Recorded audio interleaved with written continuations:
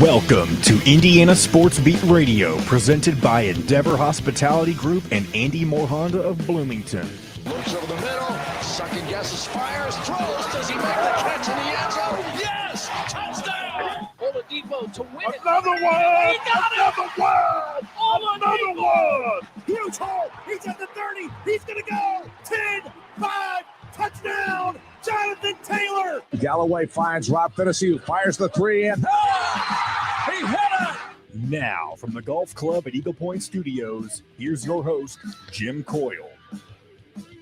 Hello, everybody. Welcome in Indiana Sports Beat Radio Tuesday. Hope everything's going well, and you got your nice weather in yesterday because it does not look like it was going to stick around long.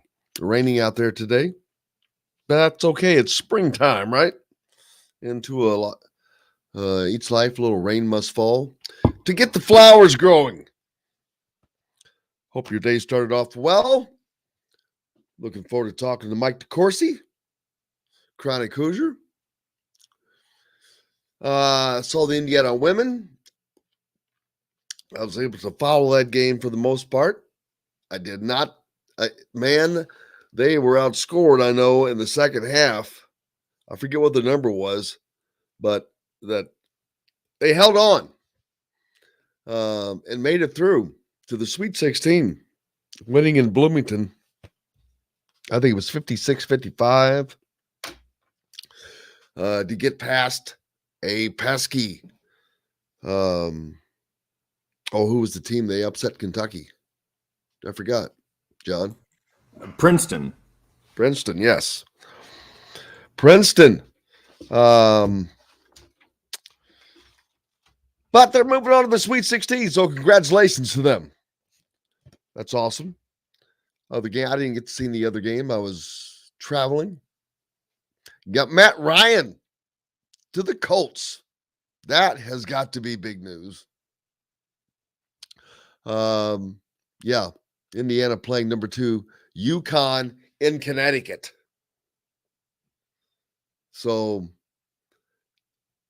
that's a nice little role for them as the number 1. I think the number 1 seed in that bracket is already out. Number 1 and was Indiana 3. I think a 4. So tough road ahead for Indiana, but let's see if they can get that done. How about that? If they could get that done, beating UConn, that would be a chore. Congratulations to Indiana women for making the Sweet 16. Yeah, it is good to be back. First time back in the studio in how long? My goodness. It's been a while, John. Yeah, I'm trying to think. I guess it was before. It's probably been at least a week, right? At this point. Oh, it's absolutely. Because a week ago today, you were in Dayton for the first 4. Whoa, man. That's too much travel. Ryan enjoyed the weather yesterday. He played a place called Whitaker Woods, 70 degrees. Man, that's nice because he's up north. I did not get to enjoy the weather, but oh well. What do you think about the Matt Ryan trade? The Colts? I mean, the Colts fans, you got to be excited, right? I mean, Matty Ice in from the Atlanta Falcons. Pretty solid.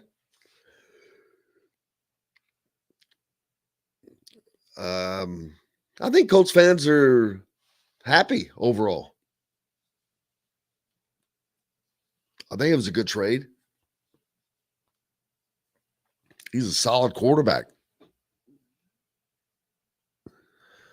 But he has apparently worse historical stats than Wentz. So maybe they're not liking it.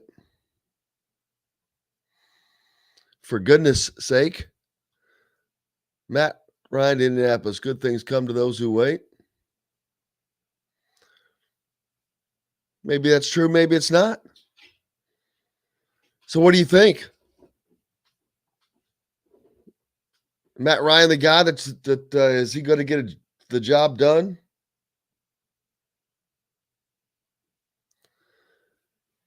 Notre Dame, they lose in the NCAA tournament. First weekend is over.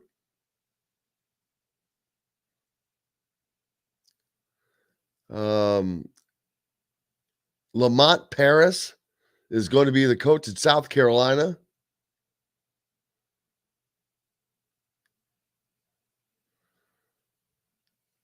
What else is going on out there that you guys want to talk about?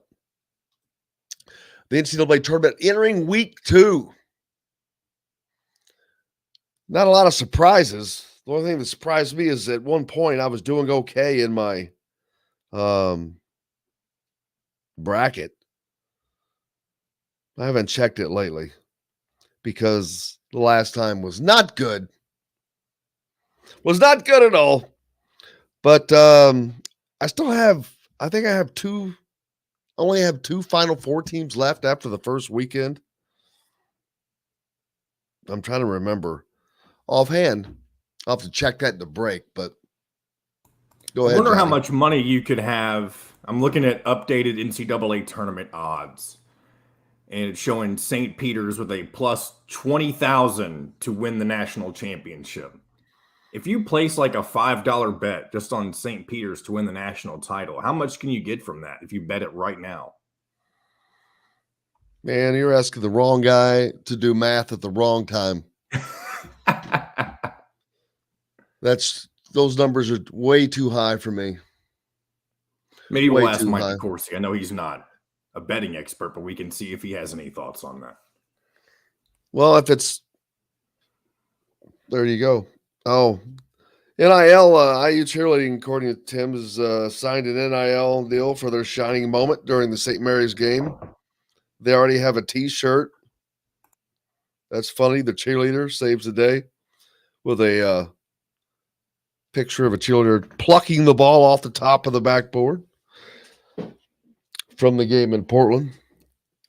I guess that was a big national moment. So big congratulations to her.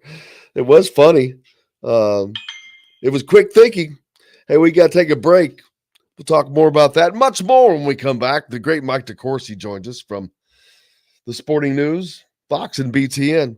Back with more Indiana Sports Beat Radio, brought to you by our good friends from the Wild Network. Get your Wild card in your app, whether it's in Apple or Samsung Galaxy. Just go straight to your app store and find My Wild Club card.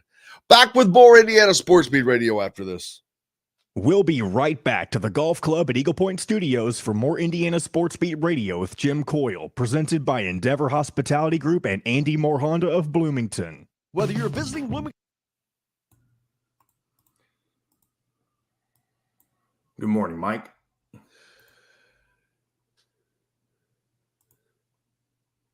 Oh, we can't hear you. Like that seems to be a frequent thing.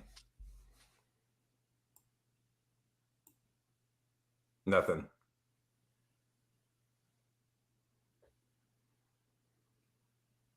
No. That's weird. It's only happened with you like that, where you log in and no sound. But whenever you've come back on and you've redone it, it's always fixed itself for some reason. Here, I'll drop you out. That's odd how that's been happening with him recently. I wonder if there's something on his end where he's not setting it up the way that he used to. But there's no way in us knowing that, obviously. How about now? There we go. See?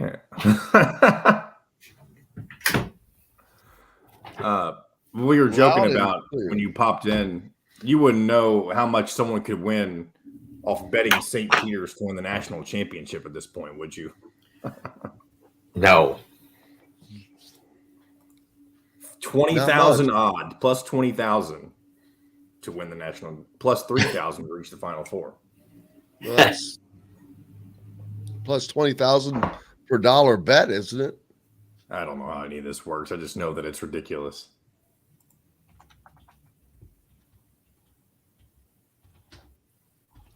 The P foul.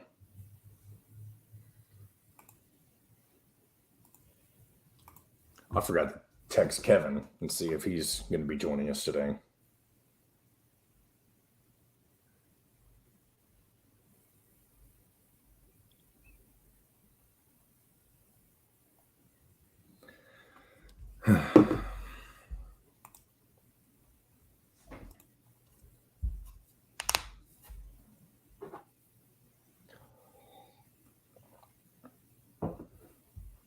Mike, which region will you be attending, or will you not be attending any of them? No, I'll be going to San Francisco. Oh, man, I'm getting the West Coast detail. I just You got guys back. think that's a plus? It's terrible. No, it's not. I'm like, oh man, you got stuck with that. I just literally got back after midnight last night. Yeah, I mean, everybody's like, oh, that'll be great. I'm like, no, it's going to be awful. I got to spend 10 hours in a plane in March. It's the worst. Go the wrong direction. So when you Had to come go to back, Chicago. you're so tired and got to get back on the. Yeah, it's not fun. All right, here we go. We're on this station every week, Monday through Friday. If we're not on a station where you live, we should be. Ask for Indiana Sports Beat Radio. This segment is brought to you by K-Bello. Now back to the Golf Club at Eagle Point Studios for more Indiana Sports Beat Radio with Jim Coyle, presented by Endeavor Hospitality Group and Andy Moore Honda of Bloomington. Welcome back. It is Tuesday, and we're joined by Mike DeCourcy from the Sporting News, Fox and BTN. How are you, sir? I am well, Jim. How are you? I am not going to lie. I'm tired. I just got back from the West Coast swing, and we were talking about the break that you're headed to San Francisco, and I do not envy you. I do not envy you at all. Having to do that, because it'll be, I'm assuming, 4 or 5 days that you'll be out there probably. You know, it's a funny story, Jim. When we made the decision as a department to follow Mike Krzyzewski's final trip through the NCAA tournament, wherever it leaded, I immediately booked hotel reservations for Philadelphia and Chicago. And then I thought that they were likely to wind up in one of those spots. And then about a week and a half before the bracket was revealed, Joe Lenardi posted them as in the South region going to San Antonio. And I'm like, well, I guess I better make a reservation there. So I had one for there too. I never did. I never made one for San Francisco. I never thought they'd ship poor Mike, 75 years old, all the way out to the West Coast. But look what they did. Oh yes, they are having fun. But yeah, if his journey continues out west, I guess he won't mind it. Something different, maybe, for his career. He's get to spend most of it in the east, on the east side. But yeah, that makes it harder to do that. We talk about the travel and all that stuff. It's not the travel; it's the time differences. The time difference makes a difference to me more than anything, than getting your body used to that. Yeah, they're going to play, you know, they're used to playing all their games basically at prime time or early afternoon. And they're going to play, I guess technically they'll be playing prime time out in California, but it'll be 10 o'clock on their body clocks. So it is different. And I think that may be a small factor, but I think the big factor is Texas Tech and how beautifully they play defense and how together they are and how hard they are to crack and how Duke's problem as a team, every team has a weakness. Their weakness is offensive generation. They have great offensive players, but sometimes it's hard to get going because they don't have a great point guard. Jeremy Roach, who lines up at point guard, has had some really good games lately, but he's still not a point guard. He doesn't create offense. He can bring the ball across the half court line and pass the ball, but he doesn't generate offense. And that's a challenge for them. And so they sometimes try to use Paulo Banchero, their power forward, to do that. They sometimes use Wendell Moore, their small forward, what you would call a small forward or a wing to do that, but they can't do it much off the point guard position, and that causes some issues for them. And I think it'll be a particular issue against Texas Tech. Now, maybe it's an advantage that they don't play conventionally and that they have to generate from other directions, because maybe that forces Texas Tech into some uncomfortable matchups, that sort of thing. But it's hard to know that until you actually get out there. And also, you've got a lot of Duke's main cast of characters are freshmen, which that just brings on the freshman aspect of not having the experience. And this is big game. These are the big games of all big games. Does it matter? Usually it does. But and I would think that is a part of what has kept Texas Tech going. Their coach is 64 years old and in his first Power 5 job, for God's sake. So they've got length on their sides, so to speak. Yeah, one of the things that's interesting about this Duke team is that even though they have some guys, their primary players, you're right, Jim, are freshmen. I mean, the core of their team are freshmen. When you look at Paolo Banchero, AJ Griffin, Trevor Keels, those guys are all freshmen. But they have some guys who've played before. Mark Williams is a sophomore. Moore, who I mentioned before, is a junior. The thing is, Jim, those guys are never in the tournament, because a year ago they had, first of all, they weren't probably going to make it. They were struggling to try to get in. And then in the middle of the ACC tournament, they had a big COVID outbreak. So they shut down their season. And so they weren't in the tournament then last year when Williams and Moore were on the team, and Roach. And the year before, when it was just Moore who was a member of the team, of course, there was no tournament. And Moore would have been in the tournament that year, and they would have been good. They would have been a 2 or a 3 seed with a chance to do well. But that was not the case. So as a result, you have this circumstance where you have some veteran guys, but they're just as new to this experience of chasing a championship as the freshmen are. Yeah, and so now we've got but also you've got a coach on the other side who I mentioned he's 64 years old, but he doesn't have the experience as far as I was just looking at a stat. It had Division I seasons. It was a tale of the tape between Mike Krzyzewski and Mark Adams. 47 Division I seasons, 1 for Mark Adams, and I was like, okay, well, that one kind of jumps out a little bit, but and every time I see him on TV, and I'm like, who is that? It's just I can't get past, because I never saw him in my life, and all of a sudden, boom, there he is, Texas Tech head coach. What an odd story that is. Yeah, it's interesting. I did not know Adams, really of Adams, until he was the key defensive coordinator, or whatever you want to call him, on the 19 Texas Tech team. And that's when I really became aware of him. But they were showing Purdue and its various foibles in the NCAA tournament and the matchups that they had previously with Chris Beard at Texas Tech in I think it was the Sweet 16 in 18, and in 16 they played against Little Rock with Beard, and I saw a tape of Little Rock celebrating that comeback and that victory over the Boilermakers, and Adams was in the middle of it. And so I didn't realize that he was a big part of that too. So he has been in the tournament before, and he's had success. I mean, he played in he coached in the championship game. He just wasn't the guy calling the shots. Yeah, it's just always amazing when people like that who overnight success, so to speak, that have been around for. Also, some notice that he used to own a couple of hockey teams or something crazy. Yeah, I don't know his personal story that well. I've got to read through that. I think there's a story on the Sporting News I've got to get read through on that part, but it looks hilarious. But thoughts on the NCAA tournament up to now?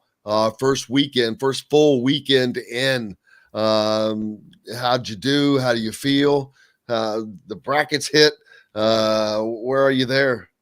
Well, I didn't do great, but I do have all my Final Four teams available, so that's good. That's big. That's big.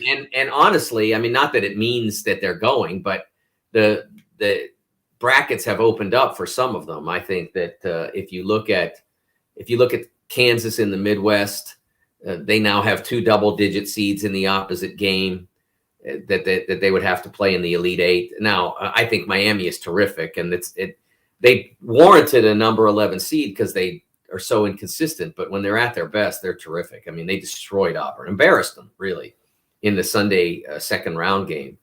And then I have Purdue, and Purdue's next game is against a 15 seed. And who would have expected that? They were supposed to be playing Kentucky now and having to figure out how to deal with Oscar Tshiebwe. Now they just have to attack a zone defense. And if they can conquer that, they should be into the Elite Eight.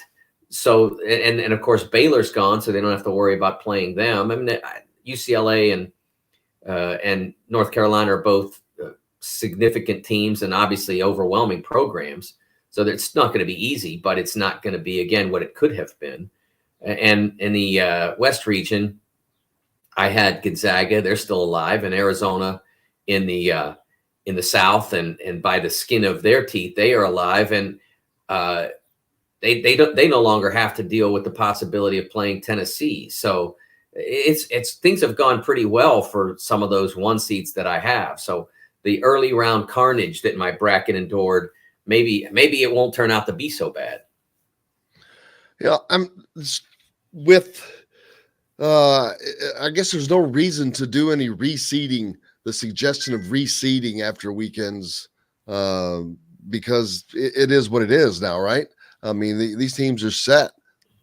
That's often been suggested, and I like that they went to the 1 versus 4, 2 versus 3 concept. If they all were to get there, I like that. But I don't. The bracket is too important to the tournament's to the tournament's popularity to ever go away from that for the sake of, hey, you know what? We've had championship games that looked lopsided on paper before that turned out to be great. We've had championship games that looked like great duels that turned out to be lopsided. I mean, Duke in 1991, I think, was a 3 seed. Or excuse me, 1990. I think they were a 3 seed in 1990, and Vegas was a 1, and it was a 30-point game. How do you get away from that? Well, tell Vegas to play lesser. Tell them to play worse. You guys can't go out there and kick them by 30. We're not having that. No, I mean, that's just how it goes. So again, I mean, the fact that Miami is an 11 seed, if they're at their best, they're as good as anybody on the top 4 lines. They just weren't at their best often enough. But now those guys have figured out that it matters to play well every night, and they're playing well almost every night. How about Notre Dame and Oklahoma? They were a 4 and 5 seed on the women's side, a 4 and 5 seed. The Notre Dame women scored like 108 or 116. I can't remember how many points it was, but they win by like 44 points. A 4 and a 5 seed game. That was mind-boggling. Pretty amazing. Absolutely. There have been some upsets in the women's tournament. Really. Which is really rare, and I think that's great for the game. When they have that, they've always had the great players flowing mostly to the great teams. Well, now we have more great teams. South Carolina is now a destination. Louisville is a destination. Obviously, Connecticut has been forever. The Big Ten teams are starting to get really good players, and obviously Stanford is a destination for multiple reasons. And so I think that that's been a good thing to even it out more rather than have Connecticut dominate everybody all the time. And then when we start to see lower seeds win, like Princeton, I think that's great for the women's game. I think it's absolutely been wonderful. I personally would like to see more of it, and it's hard for me to do that under these circumstances when I'm working 80 to 100 hours a week on the men's tournament. But, they've chosen to run simultaneously. I've always thought that it would be really wise for them to have a tournament that is in a separate window, because then people who love women's college basketball, like me, would have the time and spare time if it's an avocation, or obviously if you're working on it, your vocation. But I can't do both. It's very unfortunate, and I don't understand why they do that. I don't understand the value in running simultaneously. It doesn't. Look at the Women's College World Series. Did the Women's College World Series run at the same time as the Men's College World Series? No. And the Women's College World Series has continued to escalate in popularity. It's probably really close, on par, if not more so, popular than the Men's College World Series because they have their own time slot and there's plenty of oxygen and time to pay attention to it for everybody. I don't understand the continuation of the overlap of the men's and women's tournament. That doesn't make sense to me. No, I agree, Mike. That's the exact reason why mid-major conferences have their conference tournaments the week before the other major conference tournaments happen, so they can get some attention, so they can get some of that limelight. Mike DeCourcy from the Sporting News with us right now. We got more to talk about the NCAA tournament over the weekend, who won, who didn't, who is going forward, and who isn't. It was a fun time, I can say that. Hey, brought to you by our good friends at Cabello Restaurante on the square in Bloomington, former Grazi location. Make sure you stop by Cabello. Back with more Indiana Sports Beat Radio right after this. We'll be right back to the Golf Club at Eagle Point Studios for more Indiana Sports Beat Radio with Jim Coyle, presented by Endeavor Hospitality Group and Andy Moore Honda of Bloomington. An Evansville tradition for. Holy smokes, my body is so tired. I wish there was like a pill you could take when you got back and it's called a vacation. Yeah. Somebody messaged me saying that a $5 bet at plus 25,000 pays out to $1,255. So it's low risk, high reward right there, man. Yeah. But what are the odds of St. Peter? Yeah. That's the point. The odds suck. Yeah, exactly. There's a reason for that. If it was easy money, baby, yeah, we'd all do Kevin it. says he'll be on shortly, by the way. I heard from him. He's covered. I believe he might be. Oh, yeah. He may be headed to Connecticut. Maybe. When do you leave for San Francisco, Mike? Tomorrow. Oh, you sound so excited about it. Oh, of course. I haven't slept in 3 weeks. I'm good. Oh, my God. I feel for you, brother. It's like John Rothstein says, what is it? We sleep in April. He says we sleep in May, and I always tease him. I say, I'm sleeping in April. I don't care what you do. Yeah.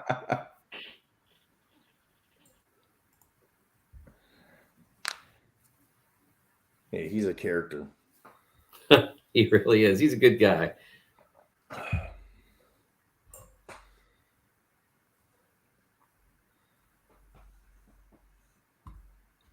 Will you shift into full World Cup mode, qualifying mode, Mike, after basketball's over? Well, qualifying happens this week. Oh, man. So Thursday night when they play Mexico, it's going to coincide with the Duke game. So I'm going to try to watch it after I finish all my Duke stuff on the replay on, what is it? They're on Paramount, I think, Paramount Plus. And then on Sunday, I think they play after the regional regional final should be wrapped. Right around the end of the second game, they'll go. Gotcha. So I'll watch it then. And then the final game, the Costa Rica game on the road, is on Wednesday. It's on Wednesday, I think. So I'll be able to do that one too. There won't be any hoop games that night. Yeah. Morning, Kevin. Good morning. Hey, Kev. I was up late covering the women's game last night. And also, I watched Archie Miller's press conference, which I thought was interesting, too, at Rhode Island. Ooh, Jim, use that clip if you want it during this segment if you want. Back in 10 seconds. Honda dealer. Get more to your door with AndyMooreHonda.com. Come see us at the all-new Andy Moore Honda, now in Bloomington. This segment is brought to you by Feast Market and Cellar. Now back to the Golf Club at Eagle Point Studios for more Indiana Sports Beat Radio with Jim Coyle, presented by Endeavor Hospitality Group and Andy Moore Honda of Bloomington. Welcome back, Indiana Sports Beat Radio here on this Tuesday. I hope you're staying dry. Looks like a little rain falling out there. We're doing great. We got the sunshine here with Mike DeCourcy from the Sporting News, Fox BTN, and now joined by Kevin Brockway from CNHI Papers. Kevin, how are you, sir? Good morning. How is everyone? A very good morning. Up late last night covering the women's big win over Princeton, and also watched a little bit of Archie Miller's press conference yesterday, late last night. Yeah, we'll At get Rhode into Island. that. There was some funny. That was kind of funny. But speaking of the Mets, I saw the Mets have a new program where for vets they have dogs. They're getting these service dogs and training them. Mets for vets. Very so there nice. you go. Very Very nice. cool. That's Very cool thing for veterans. Very I saw catchy. that last night. Very- Very catchy. Very cool. Yeah, just get that baseball to look forward to. After the lockout, April 7th, and we'll see. We'll see what kind. I think Max Scherzer threw the ball pretty well yesterday. For $40 million a year, he better be throwing the ball pretty well. Yeah, Mike's a ways off from baseball season. He's got a trip out west. He's got to go to San Francisco. You were also there. Well, I was telling you, I just got back from Portland. I do not envy him, but San Francisco, maybe it's nicer than Portland. Portland was a little rainy. At least there's something to look forward to. I'm trying to find it. Do you have a favorite restaurant out there? Maybe I'm trying to. Oh, there's no way I'm hitting a restaurant, man. That's the thing about people think when you are covering the tournament. Oh, that'll be nice. You can I mean, the tournament's on. I'm eating Chipotle, and I'm either in my room or I'm in a gym. I can't remember the last time. Now, Final Four is a little different because there are no games until Saturday, and you arrive prior to that. And so it's different. You can spend a little time in the city, see some people, maybe some coaches that you haven't seen in a while, whatever. But the first rounds, my understanding is that Greenville is a nice little town with a pretty waterfall running through the center of it. I never saw that. I saw the inside of my hotel room and the inside of Bon Secours Wellness Arena. That's it. And the road between the two. That's as far as it went. I had a friend, Jim, Mike, that was in Greenville, and the cool thing is that little minor league stadium, they have a statue of Shoeless Joe Jackson. Ah, I did not see Shoeless Joe. See, I missed that too. Which is interesting. That was the one cool thing about my trip to Greenville. I wish I'd been able to see that. Yeah, I did not see much either. I had a great meal from Domino's on my first night there. Thank goodness they deliver the soft drink. That's wild. That's great. I'm like, perfect. Domino's is going to work. It worked. Yeah, traveled across the country just so I could eat Domino's. Yes. So there was that. You enjoyed it very much. Saw somebody hit up a question on the Andy Moore Honda hotline. The Big Ten, is that a disappointment? To me, I don't know that anything can be considered a disappointment at this stage with the tournament the way that it has been, and it's been so awesome. I love the parity, but I guess maybe I don't know. You should. I just don't know that you can consider it disappointing. He's got two teams standing in the Sweet 16, although the ACC has three that only had one team ranked all year, but none of that stuff matters anymore. I will say that if Purdue had not won on Sunday night, they would have gotten harangued. Yeah. And it also helped them to get out of the harangue line when the SEC imploded in the way that it did, when they had top three seeds all lose prior to the Sweet 16 and only have one team advance. So they were excused somewhat from what would have been a public lashing, so to speak, a public tongue lashing, I guess I should say. They would have been just blasted on Twitter. You still see a little bit of that, but I honestly didn't think it was a huge disappointment because I mean, they had an opportunity to do better. Illinois could have played better. They did not play well. Iowa should not have struggled in the way that they did. They got frustrated too easily. But I thought that, getting Michigan into the Sweet 16 was an accomplishment. And then, of course, Purdue held its seed and now has a great opportunity. Now, if they lose to St. Peter's, that won't go over well. But, I, honestly, Jim, they got 9 teams and 7 out of the 9, I think 5 of them were supposed to not be here. Right. Michigan State, I don't know how you could watch what Michigan State did on Sunday and consider them, consider their tournament performance a disappointment. They were fabulous. They just weren't as good as Duke.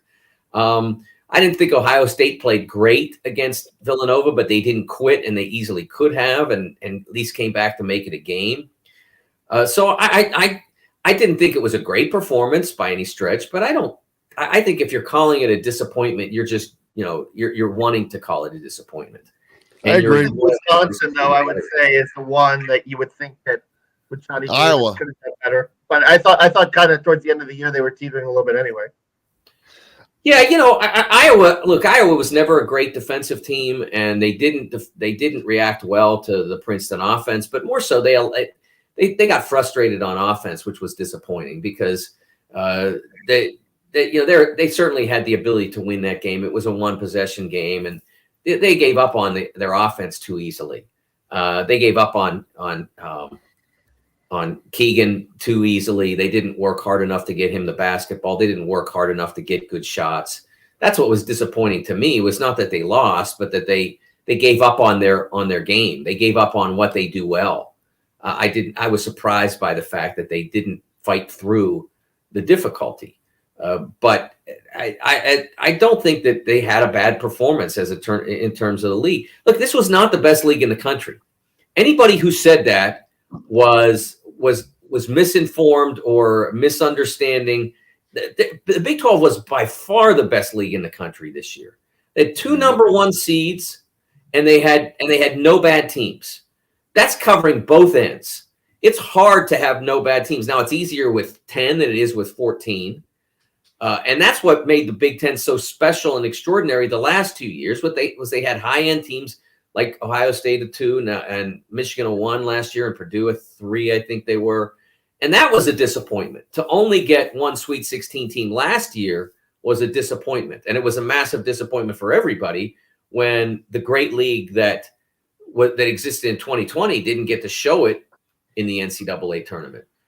But I think that what they've done so far, because Purdue is still alive, because Michigan overachieved, is fine. It's not great. It's not disappointing. It's fine.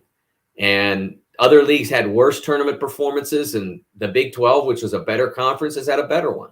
Or at least, when I say better conference, I mean their basketball competition within this year was better. I'm not saying that historically they're better or whatever.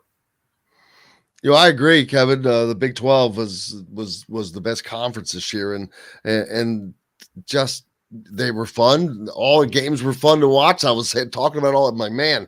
Those are some great games, but really, really good teams that played at a high level, and they had those great teams. There's or the top end teams where the Big Ten just didn't. But there's not a lot of as many great teams overall as there have been in years past that we would label, man, they're going to be tough to beat. Gonzaga, the overall number 1 seed, after seeing them play, they're susceptible. They're all susceptible. It's like, wow, there are 10, 12 teams that can really win this thing. It's amazing, and it really is. And if you put a gun to my head, I'm like, I don't know who's going to win. I really don't. It's fun. It was great getting to see Gonzaga play up close. Get to see Chet Holmgren. That dude is amazing. Man, the way he handles his ability to handle the ball and get up the floor. He is not always an offensive threat if you defend him the right way, but he's like a spider web. He's literally like a spider web. It's like anywhere around him, he can either block it, catch it, whatever. he's a problematic dude, man. He is, and you saw him at less than his best. I mean, when he's popping 3-pointers off that step back move, it's much like Durant's. It's literally unguardable. I mean, if it's going in, it's up to him. You're not influencing it. You have no influence at all when he does that step back. None. He's either making it or he's not. You can't get into play without fouling him because he's so long and the step back is so quick and clean that you can't affect it. And that's, and again, that wasn't common on Saturday against Memphis. He wasn't able to get to that very often. I thought Memphis did a really nice job on him. What they weren't able to do was keep Jalen Duren in the game. And, I go either way on the 2-foul thing in the first half. You coach it how you want. I don't think there's a right answer to that. I don't think it's a right answer too often if your guy has it in the first 3 minutes to let him sit for the next 17. I don't know if that's always right. But I understand guys who auto bench in the first half. But those who choose to say, oh, no, I'm going to play it. I'm going to go with it, and I'm going to trust my guy to not get the third. If he gets the third, you have to have a plan B. You can't just say, okay, he's got 3 and he's going to start the half. And because that's what we always do. You can't. You allowed him to get the third. If you start him at the beginning of the second half, he's probably getting 4 because that's when the fouls happen early in the half, when the officials are trying to establish what's allowed, what's not, when the players aren't quite warmed up enough so that they're not totally on their game. That's when the foul's going to happen. It's much less likely to happen later, but you have to totally mess up your rotation in order to play it that way. So you have to, if you're in that circumstance, if you choose to allow your player to play with 2 and he gets the third in the first half, you have to then say, okay, here's plan B. We're going to plan B. You're going to start in his place and we're going to reverse the rotation. And eventually we'll get it back on track by him playing, 6 consecutive minutes instead of 3 or whatever. You have to do it that way, or you end up in the position that Memphis did with Drew Timme coming out of the locker room saying, I'm not going to play like a soft guy anymore. One of my favorite quotes in sports history. And starting off well, and then Duren getting his 4th, and then it was like, okay, we'll just stay out of your way, Drew. You could do whatever you want. Once Timme had Duren out of the game, that game was over. Yep. Yeah, he was the only thing that they had for those guys down there, and did a great job in the first half in that game you're talking about with Memphis. Man, Drew Timme came out, though. I think he scored the first 11 points or something. I was tracking it. I'm like, holy cow. But he just laid it on them and was a man determined. So it'll be interesting to see who goes on to win. After this first weekend, any insights have you reseeded in your own mind, I guess I would say, on who you think is going to go forward and who isn't? Not reseeded, but you know what I'm saying. I had my Final Four is intact from the beginning of the brackets, and I feel good about all of them. I feel like Kansas is more dangerous now than they were when they began the tournament. I know that Remy Martin played well in the Big 12 tournament, and that was a big part of them winning that for Kansas. But I didn't totally trust it, but I saw it in NCAAs as well. He has gotten a handle on what, unlike Andre Curbelo, who declined to get a handle on what was wise and what was not in the NCAA tournament. A shame, because he's extraordinary, and that Illinois team was very good and could have done better if he had gotten a handle on here's what you should and what you shouldn't do. And Remy was much more problematic as a player than Andre is, because a lot of his deal is basket first, and Kansas can only take so much of that. I mean, you got too many other guys out there that you have to involve. And so he got a handle on that while he missed most of January and February, or much of January and most of February. And a lot of people didn't think he was going to return to the team this year. And instead, he's back out there, and now there seems to be some sort of agreement between Self and Kansas and Remy Martin about when he should take chances and when he shouldn't, and when he should be thinking about involving the others and when he can just go on his own and all that. And it's worked out really well since March began and he returned to the rotation. And so I think they're better than they were. Unlike most of the other teams, they are significantly improved from where they stood at the end of the regular season to where they are now because of that I described. And their region was always weak, and it's weakened since then. So I like what I see from Kansas going forward. Arizona had a really close call against a really tough TCU team. I think that TCU team was a little underseeded where they were in the bracket, maybe by a line or so, and maybe two.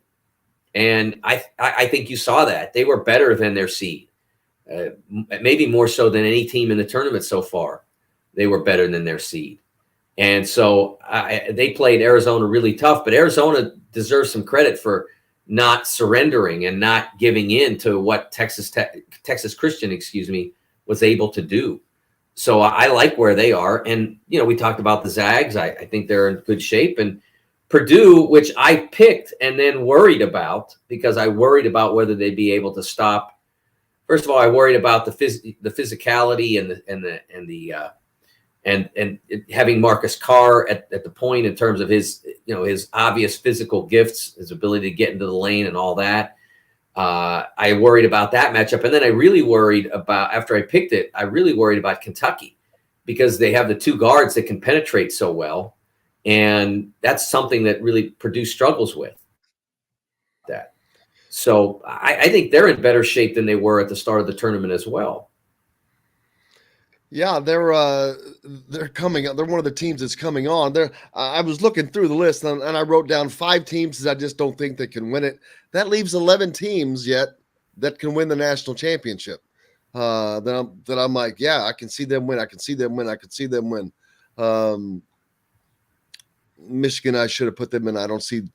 They're not one of the teams I think can win it. So that gives me 5. So I got 10 teams, Mike. 10 still. That are I would probably take some of the 10 off your list personally. Yeah, there are, but I'm just trying to make it fun. They'll do that for me this week. So you're heading to San Francisco. Do you leave tomorrow, I believe? That's correct. Well, enjoy your trip, man, and get lots of sleep. Try to stay as close to the America's time as you can when you get out there on the West Coast, man. I know it's going to be rough, but I thank you so much. We appreciate you as always for joining us, man. Take care. DeCourcy from Sporting News taking his time to join us here on Indiana Sports Beat. Well, myself and Kevin will be back with plenty more, brought to you by our good friends at Feast Market and Cellar, located right next door to Southern Stone Restaurant at Patterson and Rogers in Bloomington. Back with more Indiana Sports Beat right after this. We'll be right back to the Golf Club at Eagle Point Studios for more Indiana Sports Beat Radio with Jim Coyle, presented by Endeavor Hospitality Group and Andy Moore Honda of Bloomington. Andy Moore Honda. Oh, my God. Yep. Hey, good news. Well, you can take it as good news or bad news, however you want. But Will not be able to fill in for me tomorrow, and I think you should take that as an opportunity to take the show off tomorrow because I obviously won't be able to do the show. Catch up on rest. Well, no, that's not good. Of course you see it as a bad thing. Well, yeah. We're pretty short on guests tomorrow anyway, and it kind of works in almost all facets if you want to take advantage of that opportunity, but obviously that's up to you.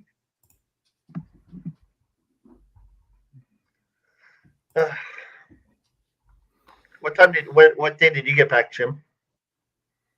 Last night. Yeah. I didn't get back till Monday morning. I got canceled flight at LAX. So I spent the weekend in LA. Well, that didn't sound bad. Yeah, no, I mean it What stunk was the timing, though, because they canceled the flight. It was a red-eye flight, and I couldn't get a hotel on Friday, so I couldn't get a hotel because they canceled it so late. But Saturday I went down to Manhattan Beach. It was kind of fun. It was fun. This would probably be a good segment to use the Archie Miller clip in. Oh yeah. Yeah. Oh yeah. Oh. He took a few, shots at IU, I thought. And I did too. And I commented about it, maybe not in the best way on Twitter. And someone came at me saying that my response was inept, which if it was, it was. Yeah. Maybe we're looking too hard to read into some things, but that thing about yeah, and that's true. I very well could be, but it's coming. But the thing about organizations being aligned, they have to be aligned, and he definitely, quote unquote, won the press conference. Yeah, yesterday. I don't think so. Not after what we're about to look at. That makes me laugh.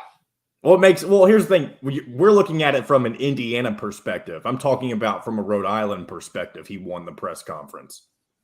Yeah. You don't have much of the bar is very low then. Kevin, do you agree with me or no? I think like I said, I think the thing with that whole presser was he came across a little bit like a whiner, I think. Stiff as a board. Like, it's hard for me to, like, with Tom Crean, I wanted Tom Crean to be successful after Indiana. It's hard for me to root for Archie Miller. Yeah.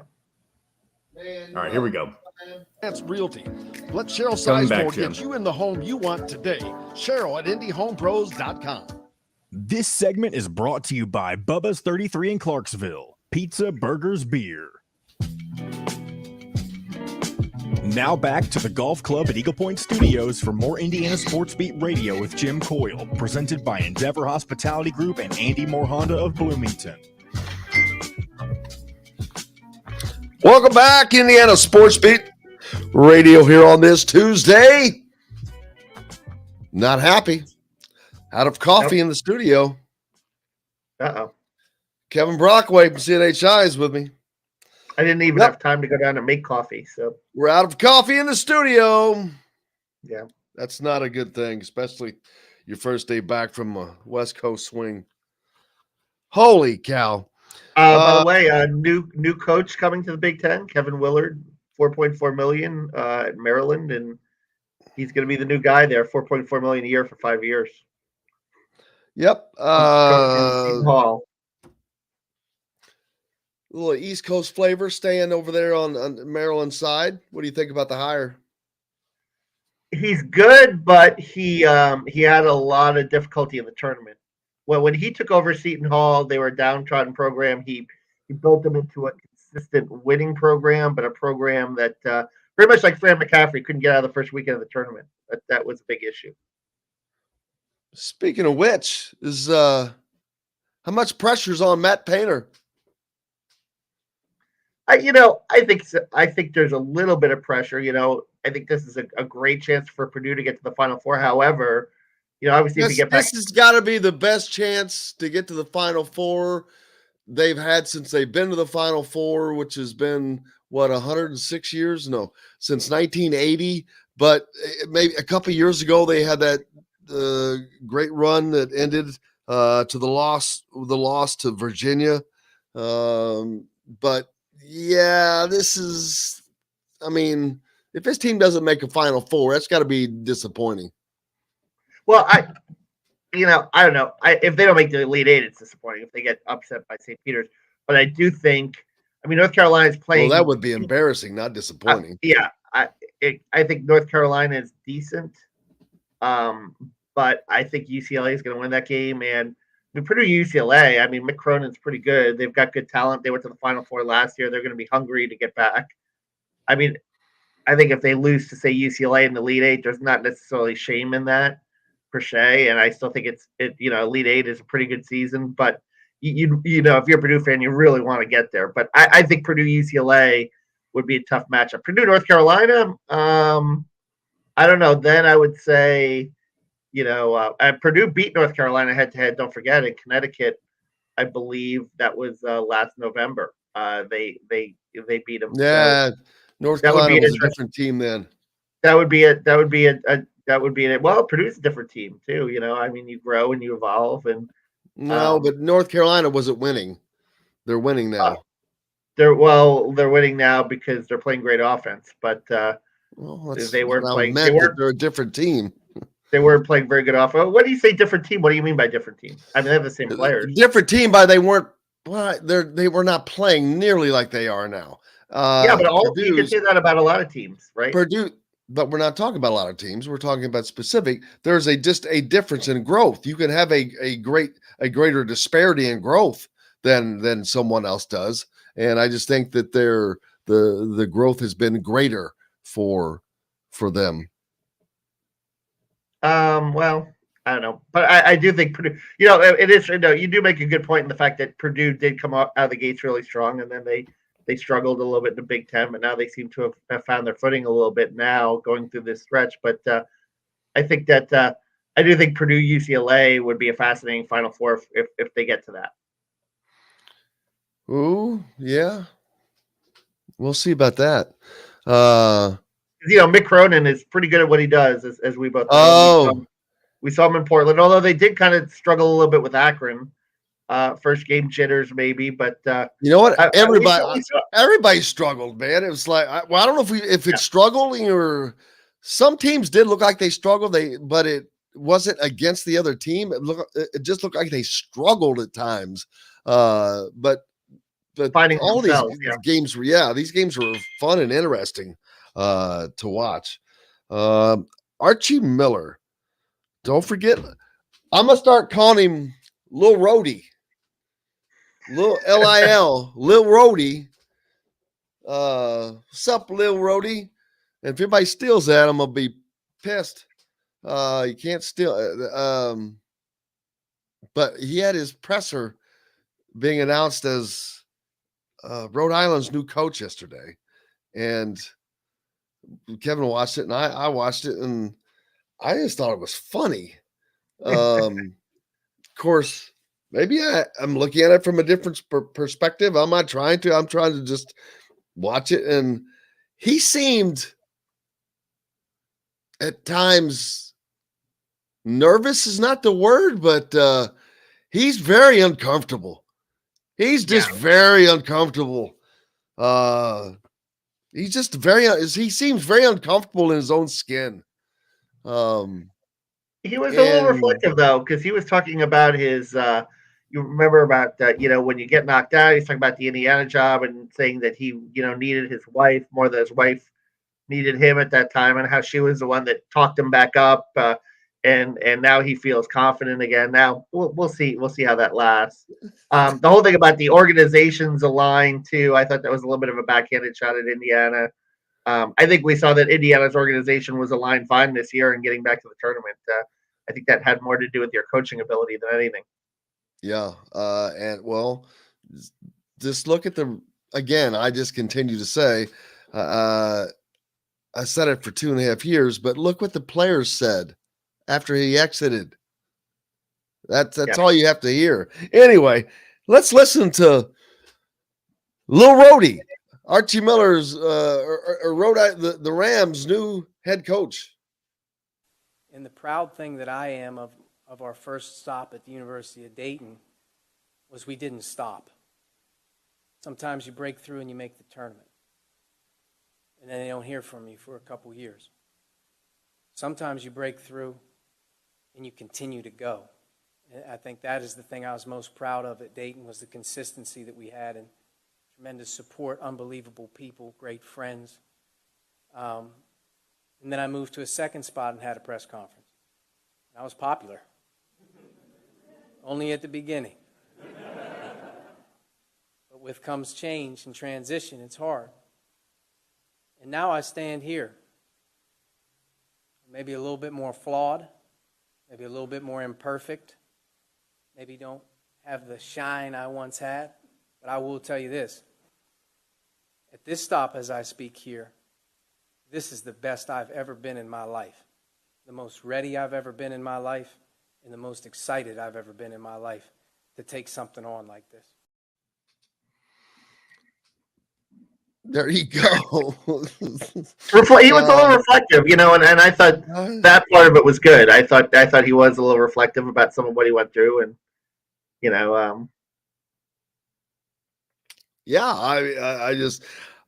he's not a great public speaker. Let's just say that.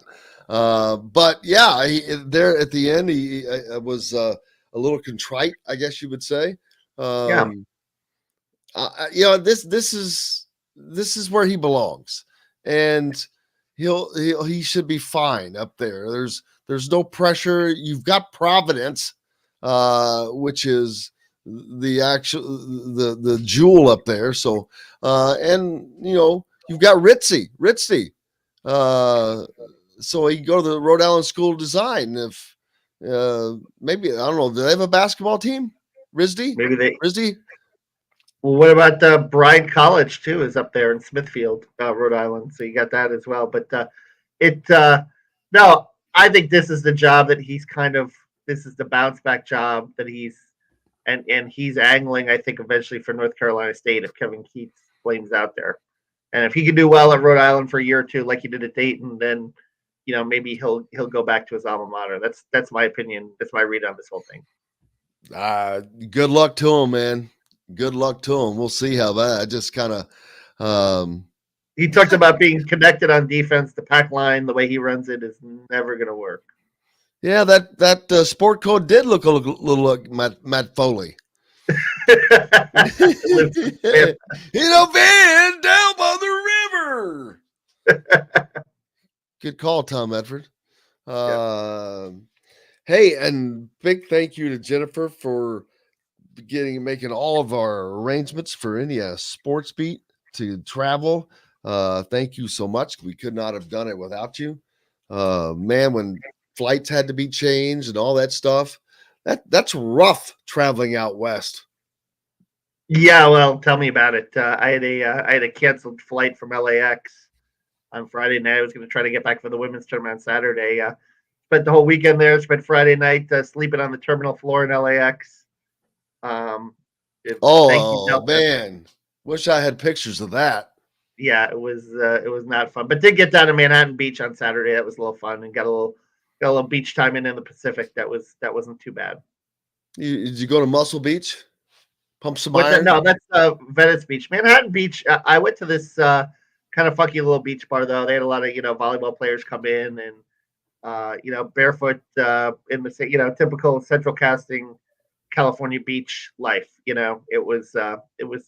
It was interesting. Jump out and play a few games, knock the bean around. I was a little too tired for that, but I did. I watched I watched the Michigan-Tennessee game there. That was a really good win for Michigan, certainly. And then Providence and Al Durham blew out their opponent. I'm trying to remember who they played. They play one of those Cinderella teams or one of those lower seed teams. Richmond. They dispatched Richmond pretty easily, which was a little surprising because I thought Richmond was a little stronger than that, man. Yeah, well, sometimes you catch those teams on a bad day, though, and when you catch them on the bad day, it's a lot worse than catching a high major team on the bad day. And it's amazing, and this happens every year, is that the teams that bow out early in the conference tournaments, right, like Michigan, tend to do better. The teams that make deeper runs in the conference tournament, like Iowa, tend to get upended, and we always fall into the trap when we fill out our brackets, right, of thinking that momentum from the conference tournament is going to carry over, and it rarely does. The only thing that it usually wears them out. I mean, it's usually the opposite effect. Yeah, we're used to so many games last weekend, and then next weekend, it's just gee whiz. There's only 8, 9, 10 games next week, or 12, whatever it is. Sounds like a lot, but it's not. We'll talk about who's playing whom and plenty more. We're also going to talk to Chronic Hoosier. He'll join us next here on Indiana Sports Beat, brought to you by Bubba's 33 in Clarksville. Pizza, burgers, beer, brought back right after this. We'll be right back to the Golf Club at Eagle Point Studios for more Indiana Sports Beat Radio with Jim Coyle, presented by Endeavor Hospitality Group and Andy Moore Honda of Bloomington. Whether you're visiting Bloomington. Man, I left my eggs out before I left.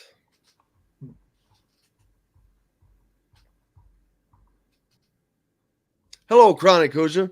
Chronic. What'd you do with your eggs? Left them out. Like cooked or still in the shells? Oh, just sitting in the container. You got chickens running around your house now? Yeah, that would be funny. Close.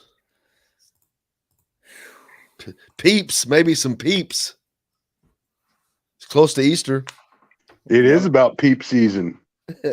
Not like you can tell. They all taste like they're 10 years old. Oh, man. Whoever came up with a peep? And they still sell them. Who buys those things? It's a legacy candy, man. It's like candy corn. No right person on there should be buying them. I think they're disgusting. Your mom buys and eats peeps? Yeah, she likes them. That amazes me.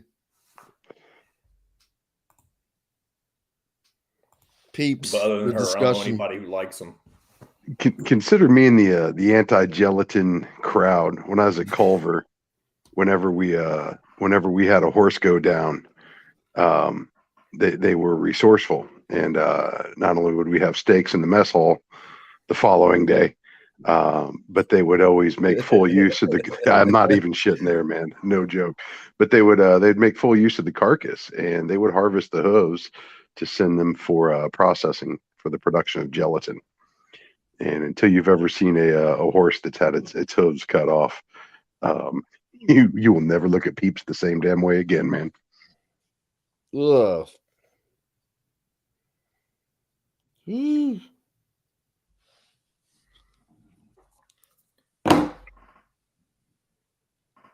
Did you ride there? I did. Captain the Black Horse Troop. Wow. Largest mounted cavalry left in the world. No kidding. Kid you not. That's very interesting.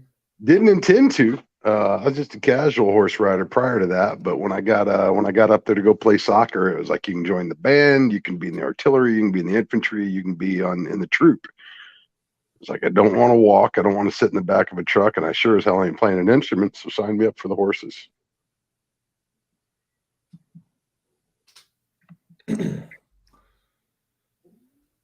All right, here we go. Hi, I'm Kyle Brinker from Brinker's Jewelers. They want to be surprised with the one-of-a-kind proposal and the little green box from Brinker's Jewelers, where every one of our diamonds are hand-selected by an owner of the company. That means every single diamond has to meet a Brinker standard on beauty and value. So if you're planning on getting engaged, your engagement ring needs to come in that little green box from Brinker's Jewelers, voted the best jewelry store 9 years in a row by Evansville Living Magazine and the Readers, located at the corner of Green River Road and the Lloyd Expressway, or online at brinkersjewelers.com. This segment is brought to you by Andy Moore Honda of Bloomington. Now back to the Golf Club at Eagle Point Studios for more Indiana Sports Beat Radio with Jim Coyle, presented by Endeavor Hospitality Group and Andy Moore Honda of Bloomington.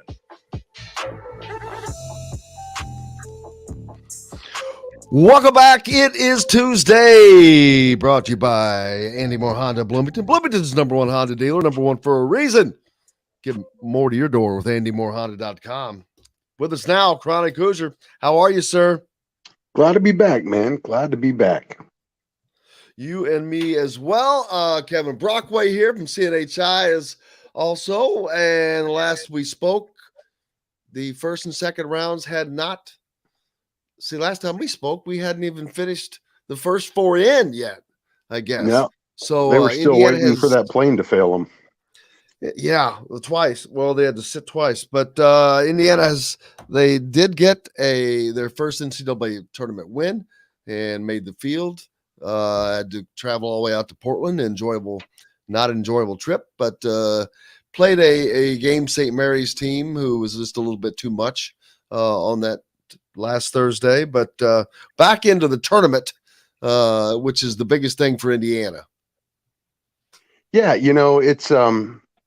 it's several days now after the fact. And it's a lot of the emotion has kind of subsided there, where we maybe could take a step back and look at the bigger picture of the season. Obviously, it was a very ungraceful exit from the tournament, the way they went out. But I looking back, as we said last week, the goal this whole season was always to get IU back into the tournament. And by the hair of their chinny chin chin, they made it. But that's a whole lot better than the alternative, if we're being totally honest. And I know a lot of people wanted to debate the merits of a first four invite as opposed to being, directly entered into the field of 64. But at the end of the day, they earned it. They earned that ticket to Portland. And unfortunately, I think what we saw once we got there was the residue of a team that had played, 5 games in 8 days and only 7 nights sleep in between them. Unfortunately, that night they missed came on the eve of their game out there, and they very much looked the part, and got a lot of slack for saying that's what they look like. That it was somehow making excuses. Don't get me wrong. There's a number of reasons why they lost that game, but not the least of which was they looked just completely emptied, just out of gas. So it was unfortunate they had to go that way, but I think it gives the program a whole lot to build on as they enter into Mike Woodson's first full off season, where he's going to be able to take this thing from start to finish and really hopefully install whatever his vision for the next step of Indiana basketball is going to be. But now we get to play the waiting game and sit here and wait for announcements to come out, letting us know who's going to be part of that team that returns next year. Oh yeah, that's the fun part, Kevin, is we'll be going through that and discussing that. But right now, not enjoying, but looking at what they were able to accomplish this year and why it's important. I mean, the recruiting class is already set and coming in, but there are guys that they're looking at for 23, and getting back into the tournament signals that, yes, all right, this team is going in the right direction, and this is someplace where I want to be. Yeah, and you want to develop some consistency with that, I think, Jim, and it would be nice to see them, springboard this and play a little better in the Big Ten. They're 9-11 last year. I think you'd want a winning record and a little bit of a higher finish in the Big Ten to make sure that you're not at that 12th seed where you're playing in Dayton and then having to fly and having to travel. And I think to Chronic's point too, this team relied so much on defense and there was no margin for error. And it was just, what I saw in Portland was a team that, for about the first 10, 12 minutes, I mean, you're up 18-13, you're defending really well against a pretty good St. Mary's team, and then just completely lost it on that end, being a step slow on everything, probably because of fatigue. It caught up to them from that mark on. So, and I'm sure the travel and playing so many games had something to do with it.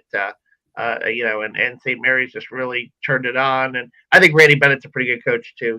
He's done a good job over there with that program. And they gave UCLA a little bit of a game too in the round of 32 before falling. But that was a pretty darn good St. Mary's team they faced as well.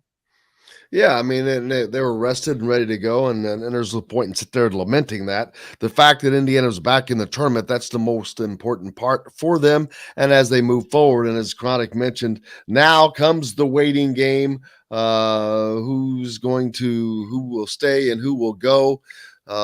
We know that 3 people have to go, just simply have to leave. Now, obviously, you've had Parker Stewart, who went through senior day festivities. I think that he is gone. Race Thompson went through senior day festivities, and I believe that he is gone as well. So there will just be one other. And I mean, I don't think it's going to be a shock, whoever that person ends up being. And that's just if it's one, Chronic. Yeah. I mean, that's the thing is in this day and age, with the transfer portal, you really have no idea until everybody's basically made their commitments one way or another. I mean, this is effectively a free for all, rightly so. Let me add to when coaches and staffs and administrators are able to move freely to new opportunities. It's only fair that the players do, but that opens up this door now, where everybody's kind of stuck in a holding pattern until everybody announces their intentions, and the staff can kind of go from there. But I wouldn't be surprised if it's perhaps more than just one additional one than the two you added. And I'm not even sure that I do tend to agree. I think Parker's probably gone. Race, who knows? Who knows? And I'd said it previously, and I still think it holds true. That experience in the postseason, being able to go 2-1 in the Big Ten tournament, 1-1 in the NCAA tournament. Mike Woodson was able to finish with a winning record in the postseason this year. I don't think that's insignificant, as a lot of these guys are kind of making their way or their decisions forward here. Because when you look at what it landed Indiana in that position to begin with, why they wound up in the first four, their inability to close games that they could and should have won. They figured a lot of that out there in the closing weeks of the season.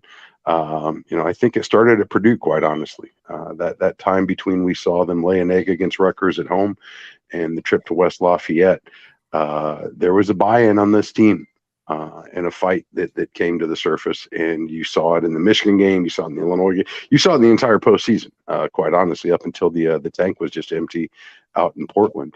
But I think it's not insignificant what type of a taste that leaves in those guys' mouth, showing that they were able to get over that hump and close some games out, showing what they're capable of, and perhaps giving some guys a taste of what a next season with the Hoosiers could be. So I think that's all in play. And one of the things that I can't get away from right now as we talk about this brave new world of college basketball, let's not forget in the NIL era, for guys perhaps like Race, who are maybe considering pro prospects, what opportunities might lie ahead for him. Race certainly isn't appearing on any NBA draft boards, but that's not to say he can't, follow the route of a Juwan Morgan and maybe get picked up on a two-way deal or a G League deal. The Hoosiers for Good NIL collective, from what I understand, is raising a not insignificant sum of money.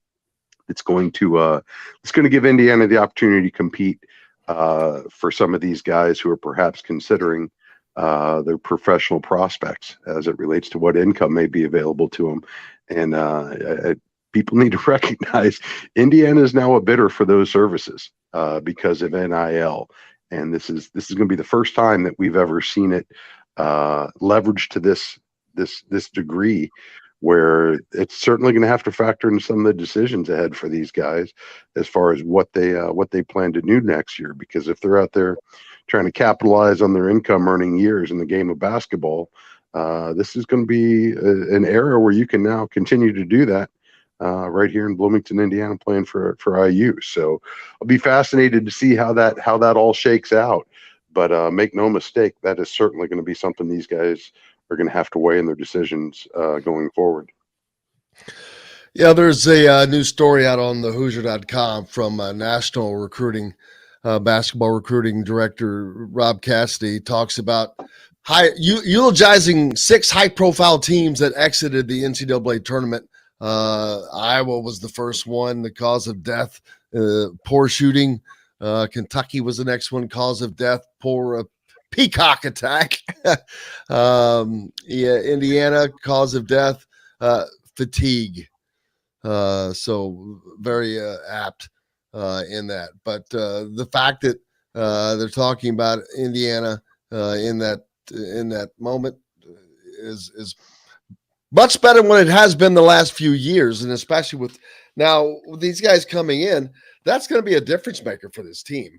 A lot of the misfortunes, Kevin, shooting. You got guys like CJ Gunn in, and lack of extra point guard play. You've got guys like Jalen Hood-Schifino coming in, guys that I think are going to play right away. I'm not saying they're going to start, but they're going to hit the floor right away. Caleb Banks might as well. I've got to get more, see him more, but those first two, they're going to be on the floor without question. Yeah, I think that Hood-Schifino especially will be very intriguing. It'll be very interesting to see if Xavier Johnson decides to come back too, and if they can play off one another together in the backcourt. And obviously we saw Xavier make some strides, particularly at the end of the season.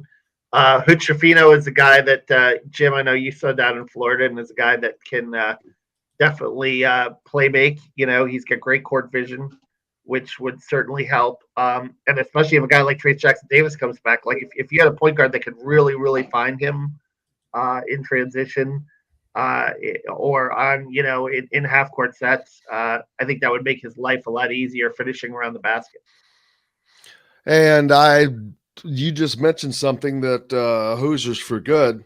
I'm not going to be shocked if Trace Jackson Davis is back at Indiana next year, Chronic, simply because of Hoosiers for good. Well, and he is certainly one of those players that it's going to have a significant impact in how he weighs that decision. Trace is currently projecting low second round, outside of the second round on some of the draft boards I've seen. Now, I think he did put on a heck of a showing in the postseason this year, but for a guy that's fringe like that, as it relates to the NBA prospects, there's no guarantee. Just because you get picked up by a G League team, that's just your opportunity to go get the crap kicked out of you by some really grizzled vets. So from a money standpoint, a guy like Trace can actually stand to make more money staying in Bloomington than were he to perhaps go overseas or perhaps pick up a G League contract right now. With the prospect, as Woodson pitched him last summer or spring, of improving his game, of improving his draft stock. But if it just comes down to a dollars and cents standpoint now, Indiana's going to find itself in the driver's seat with a lot of these players, because market value for somebody like Trace in the pro ranks, be it G League or the Europe, that doesn't necessarily translate here. His value to Indiana from a monetary standpoint is probably considerably higher, simply because he's so valuable to Indiana's success currently. And now they're going to be able to pay him commensurate with that value through the NIL efforts. So not insignificant either. He's picked up an NIL deal with Pennzoil right before the end of the season. It was announced, and it would be hard pressed to imagine why a business would be putting money in this kid's pockets for a 2, 3, 4 week return if he had indicated to them that he was going to be throwing his hat in the ring for whatever lies next outside of Indiana. So certainly reading some tea leaves here, but what we know, what's concrete, Hoosiers for Good is going to be able to make a significant impact in a lot of these kids' decisions as they're trying to decide what's in their best interest going forward. And often this is a dollars and cents standpoint, because their days are limited and nothing is promised in the future. So guaranteed contracts, cash in hand. We all know the expression, money talks and BS walks. Indiana now has the money to do quite a bit of talking when it comes to their ability to sway kids to stay or come play for Indiana University.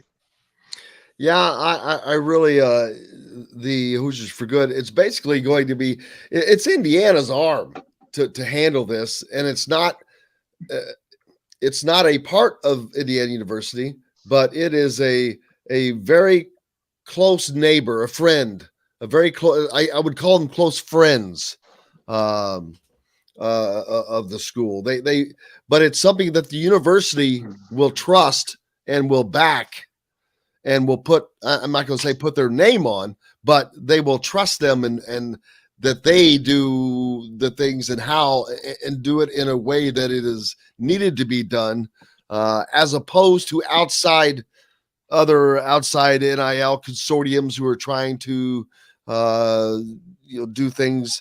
This is a way for it to be controlled and to know who's getting what and how it's being done, Kevin.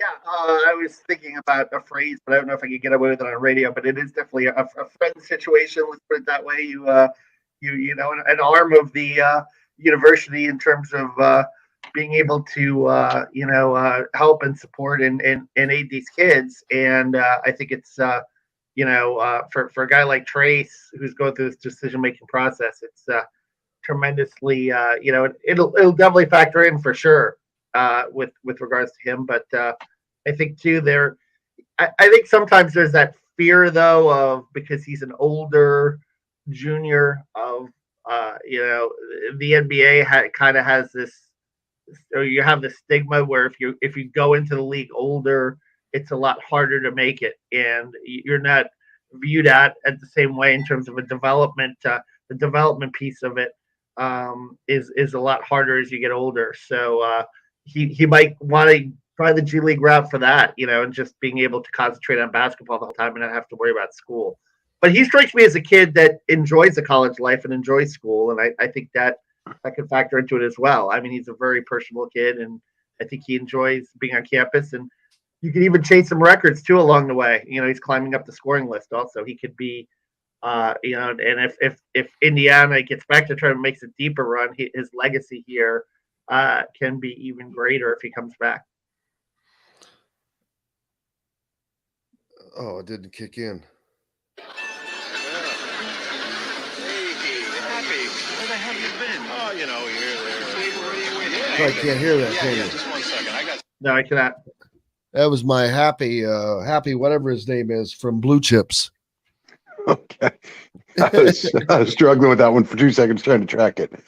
I couldn't get, I guess I had it from the wrong, maybe it was the volume coming out the wrong place, but that was Happy from Blue Chips.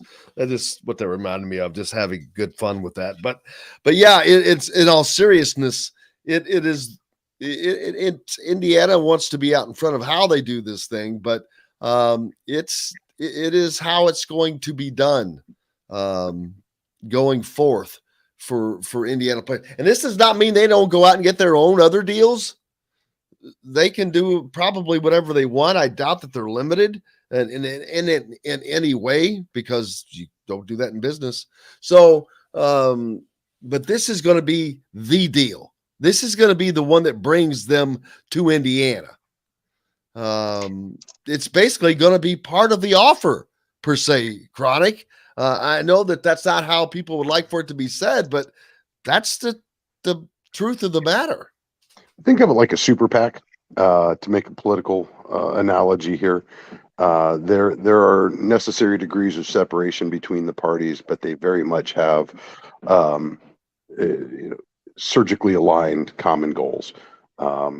It's a way, kind of like the foundation operates, as I use arm of their financial and philanthropic efforts. So will Hoosiers for good. I mean, you've got some big hitters in the business world. It's being chaired by the head of the Cook Group. You've got Calbert Cheney, Fred Glass.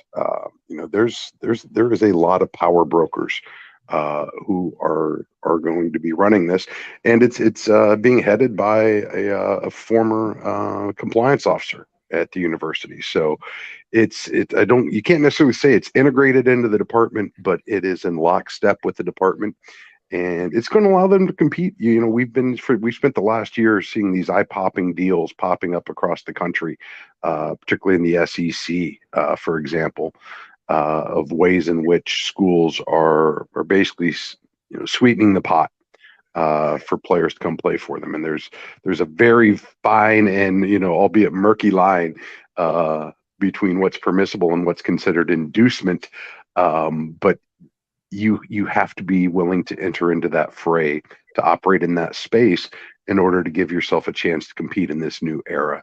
And what this introduces is the ability for Indiana to maintain compliance within the rules, but to also have people there that are able to put deals together for the kids directly, while they can still go out and enter into their own agreements.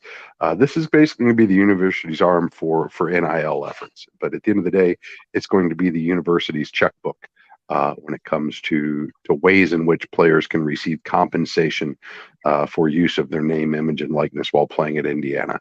And I think you're going to see continued evolution.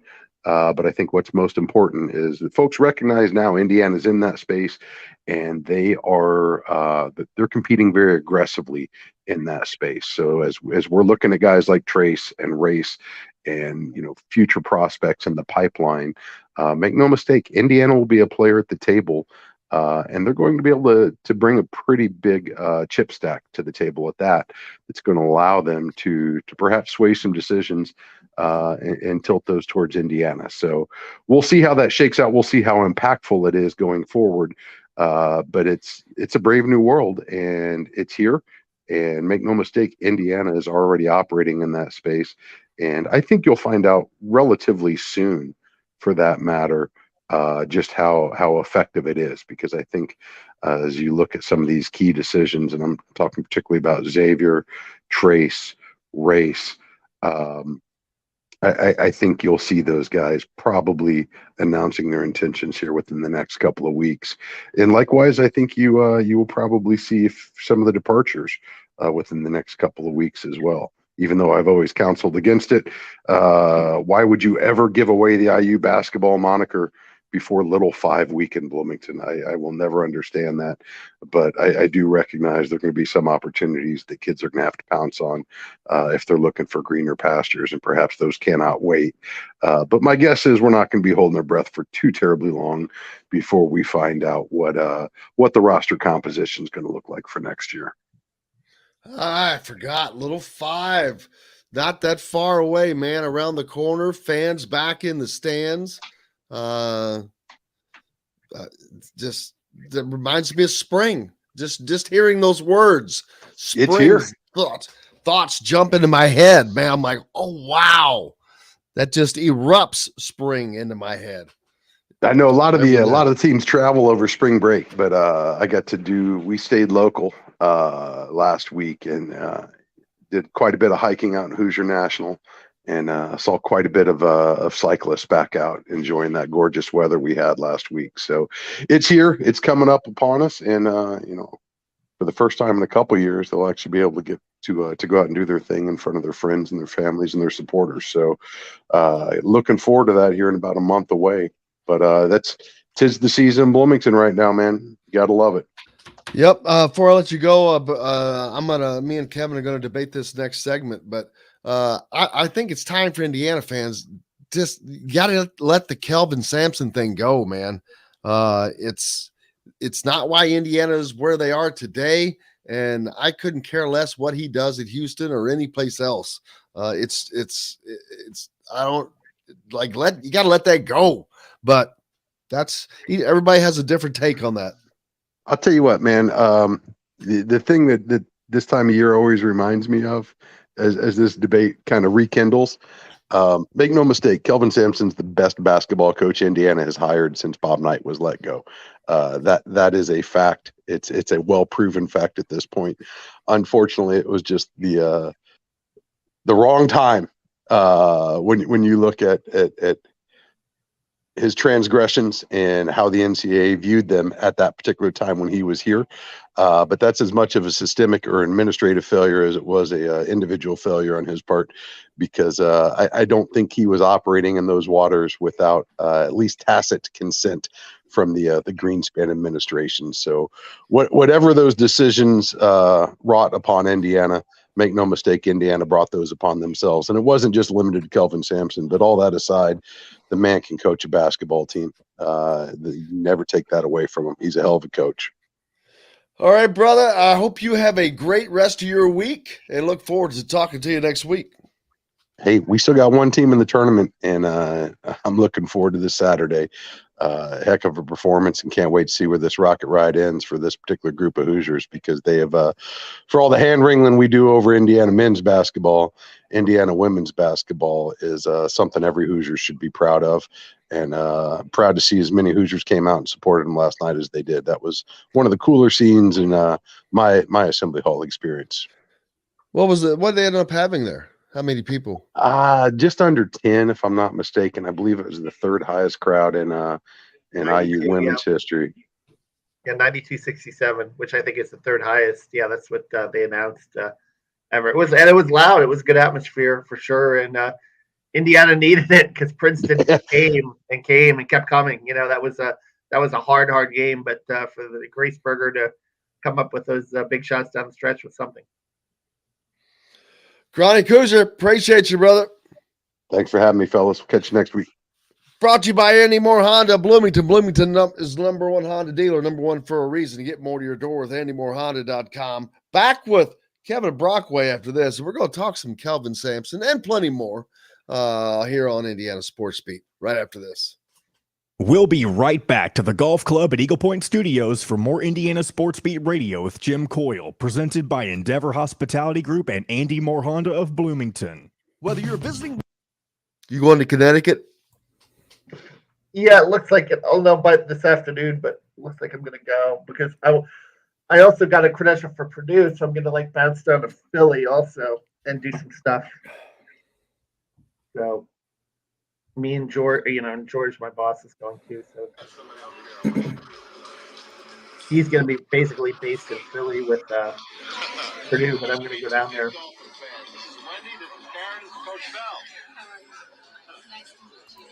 Hey, let me tell you something. That was a great job you did on that sports writer. They're all a bunch of jerks, you know? That's the part I should have played right there. Hey, I hate to bring this up again, but it can make the transition to the end of the show easier. You could, if you want to take off tomorrow, make sure you say that it'll be a best of on the radio side of things, just to bring that up. I highly advise that you do that because you're going to have a tough time tomorrow if you don't have me or Will. I'm just trying to make your life easier is all I'm doing.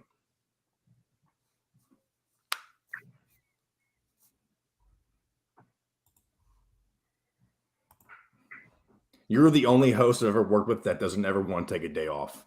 And it makes me, I do not understand it. Especially as tired as you are right now. I don't get it.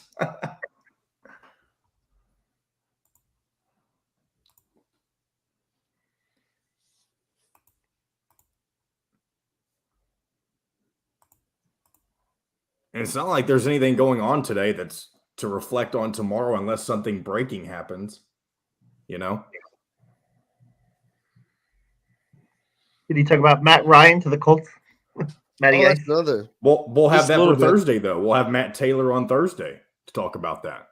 We can talk more about it today, too, though. Well, I'm talking about if you were going to, for tomorrow's sake, is what I'm trying to refer to.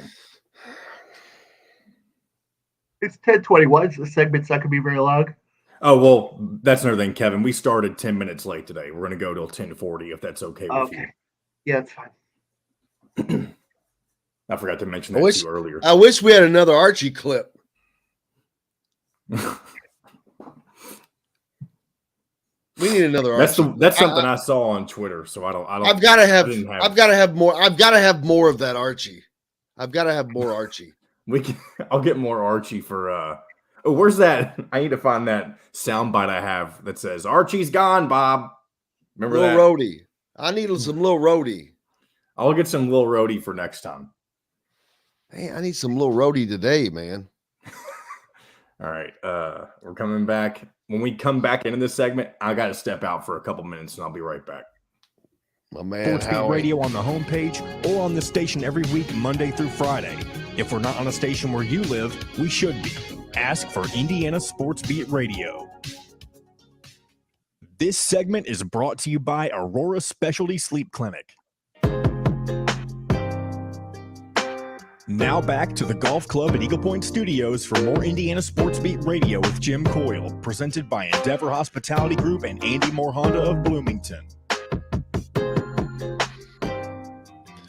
Welcome back. It is Tuesday. Indiana Sports Beat Radio here. Kevin Brockway from CNHI Papers joining me as always. He was on the same trip and then went elsewhere, I believe. Well, no, you didn't really go elsewhere. You were supposed to. Got a little yeah, but I wouldn't. That wouldn't have been bad. That would have been fun. LA's, it's interesting. I hadn't been there in a while.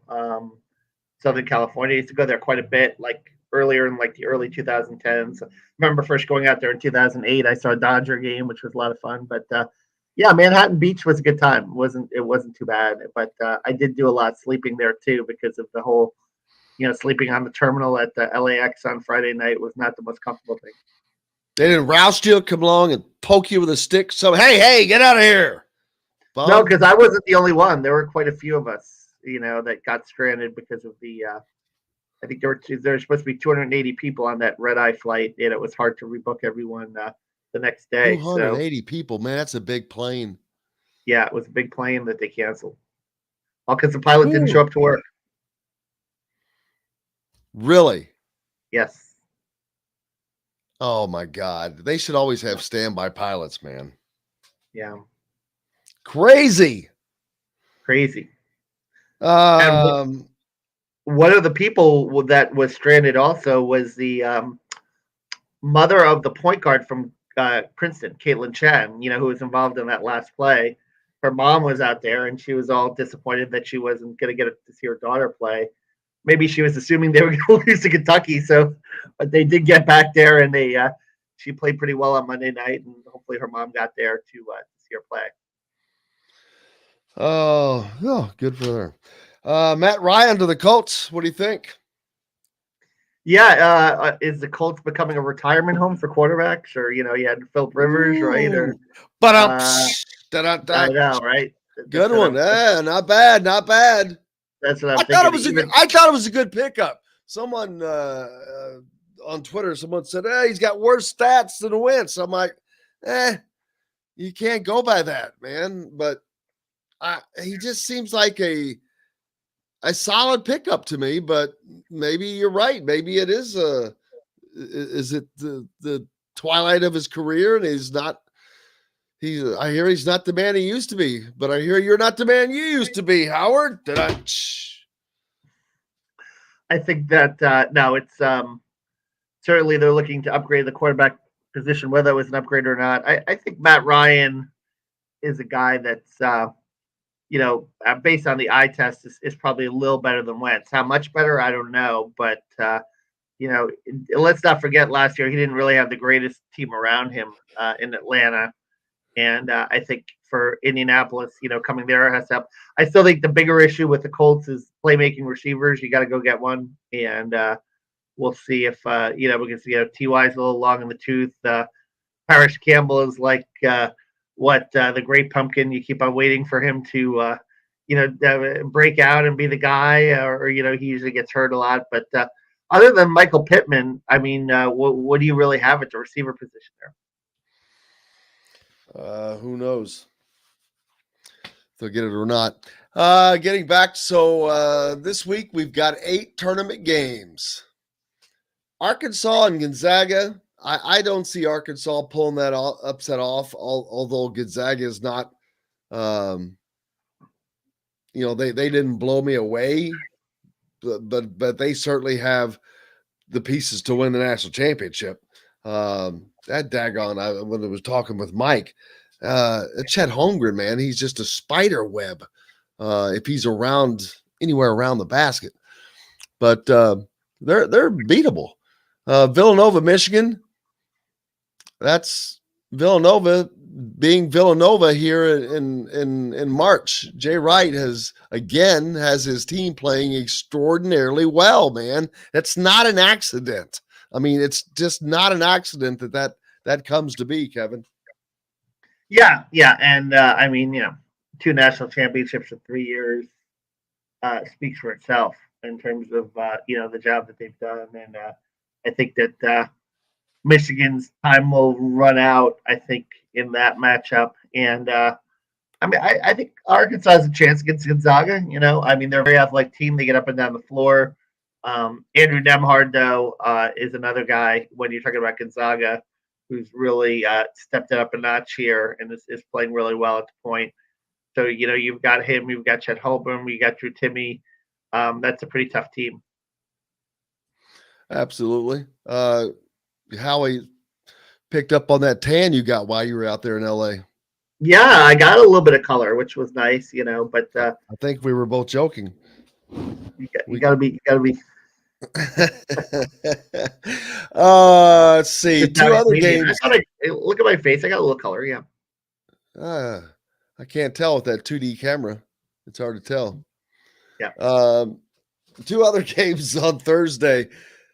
Texas Tech and Duke. this should be a really good game. Oh yeah. You've got the guy who's got 47 years of Division I basketball coaching experience, head coaching experience, and the guy who's almost as old as Mike Krzyzewski, but has won. It cracks me up. 1 year of experience at age 64. That's 1 year of head coaching mind-boggling. experience, but he's been in the system for a long time. Yes. And he's done a heck of a job there. I think he's done a really good job there, and they play great defense. So that's going to be. I agree. That's going to be a very fascinating matchup. I mean, do they have enough firepower to beat Duke? I don't know, but I think they'll clamp down and they'll defend them really hard, and they'll muck it up and make the game. And they can win. And it would. How ironic would it be for the coach that no one knows to beat the coach that everybody knows? Yeah. Oh yeah. No, that's the intriguing part of the matchup. Is I mean, it would be. The other Thursday game, here you go. Arizona, number 1 seeded Arizona with the former Gonzaga coach, with the leftover hangover from the NCAA/FBI investigation against Houston and Kelvin Sampson. And oh my God, did you see Kelvin Sampson take his shirt off in the locker room? What's that all about? Well, he's entitled. You know what I mean? He's led a team last year in the Final Four. This year he's got a shot to go back to the Final Four. He's showing his jubilation. Is that what it was? That's as Charles Barkley said. I don't think I can unsee that. But Houston. Final Four team last year, they're tough. They're good. I mean, they looked really good. These should be some unbelievably fun games to watch. Those 4 Thursday games. Villanova, Michigan, I'm sure that'll be good too. No reason for it not to be. Then you move on to Friday, St. Peter's and Purdue. How that is a weird matchup, man. It's just a weird freaking matchup. How in the hell is St. Peter's going to match up with Edie and Travion Williams? Yeah, that's not about a lot of people, but this is St. Peter's. These are the Peacocks. Peacocks. The mighty Peacocks. Yeah, I think that. Shaheen Holloway, he's another one. He's probably headed to Seton Hall now that Kevin Willard is going to Maryland. So this will probably be his last hurrah here, and he's done a terrific job with that team. But you could say that, but about St. Peter's. But how did they match up with Kentucky then? I mean, that's a pretty big team, Tshube and those guys. I think Purdue is going to find a way to pull this one out. That's my opinion. And sometimes when they're I think lowest seed in history, 15 to reach the Sweet 16, but you got to think that that's going to catch up to them sooner or later. The fact that you've made this great run, you've expended this great energy, but it's just hard. Murray State was a good second matchup for him. I think that worked out pretty well for him. But now you're facing another one of the big boys. That's going to be really tough. Then you've got UNC and UCLA. That should be a pretty good game. I think that UCLA should win that game, but North Carolina, they're playing well, man. They're playing well now. Yeah, and Hubert Davis, there were a lot of question marks in his first season as to how it was going out there, but they have righted the ship. The ACC in general was a league that we thought of in December as really down again, a weak league, only one team in the top 25 for most of the year. And the ACC is really showing in this tournament that their program, that their conference has really grown during the course of the season. And then let's see. Your alma mater. The Hurricanes. The Hurricanes. But the story of the tournament, the Iowa State Cyclones. Yeah. 2-22 last year. Are you out of your absolutely crazy ass mind? How can a team win 2 games last year and make it to the Sweet 16 this season? Yeah, an amazing turnaround. Jim Larrañaga had a great line about, you were talking about Charles Barkley. Charles Barkley said that he was going to take his shirt off if Auburn won, and Jim Larrañaga said, he watched a pregame show and he heard Charles say that, and he said, "Oh my God, nobody wants to see that." No. But hey, listen, Jim Larrañaga, Miami, is going to well, obviously my alma mater. They only brought back basketball in the mid 1980s. And then Leonard Hamilton coached him for many years. And then, you had Frank Haith, and Larrañaga's taken him to Sweet 16s. That's pretty impressive for a program with little to no basketball history and tradition, other than, they had Rick Barry in the 60s, but then they disbanded the program in the 70s through the mid 80s. So Rick Barry played at Miami in Florida? Yes. Yeah. Get the hell out of here. I did not know that. In the 1960s, he did. Yeah. That's crazy. Yep. Well, good. The other game, Providence, Kansas. To me, this is, if I was betting money, there is no way that I would not take Kansas and whatever the spread is. I think Providence has overused their welcome. They got a lucky break. They won a good game, and then they got a little break with some wins, but their deal's over. I think Kansas will cover whatever spread is put out on this game.